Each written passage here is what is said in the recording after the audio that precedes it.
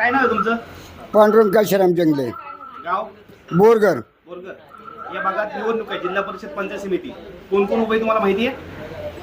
नाही सर्व माहिती, पण राष्ट्रवादी काँग्रेस पक्षाकडून शिलाताई लोकरे आणि संजय गवारी साहेब हे 2 सीटं, एक पंचायत समितीला, गवारी साहेब पंचायत समितीला आणि शिलाताई जिल्हा परिषदला, असे हे 2 उमेदवार राष्ट्रवादीचे आहेत. ओके.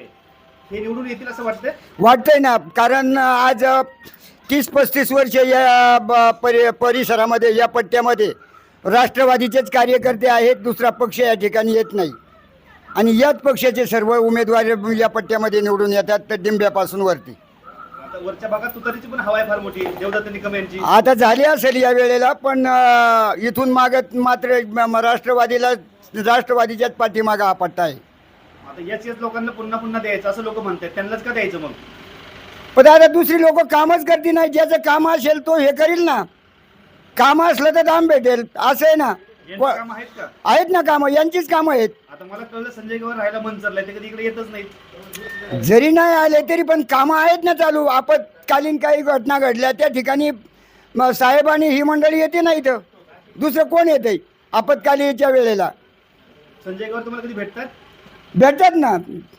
नाही भेटले तरी इथून आम्हाला ज्यांच्याकडे फोन आहे, संपर्क झाला तर त्या वेळेला आम्ही फोन करू शकतो. काही कामं असतील तर ते करू शकतात ना. त्यांनी विकास कामं केली त्या भागामध्ये?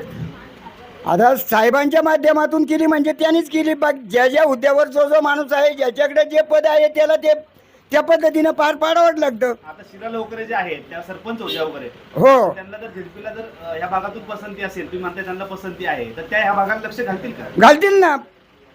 मी आताच काय सांगितलं का, डिंब्यापासून वरती सर्व हे महादेव कोळी समाजाचीच माणसं आहेत आणि त्याही महादेव कोळी समाजाचे आहेत. त्याच्यामुळं समाजाकडे लक्ष देणं हे त्यांचं कामच आहे आणि करतीलच ते, असा मला तर माझा स्वतःचा आत्मविश्वास आहे बा. बाकी लोक म्हणतात की तुतारीची इकडे हवा आहे म्हणून वरच्या भागात. असेलही हवा. आता मागच्या वेळेला थोडंसं बाकीच्या नवीन पिढीने थोडंसं हे केलं, त्याच्यामुळं असेलही बी ते काय आता सांगता. पण ज्या वेळेला जेव्हा जे गहू तेव्हा ज्या पोळ्या, आता समजेलच की तुतारीची हवा आहे का राष्ट्रवादीचा आवाज येतो.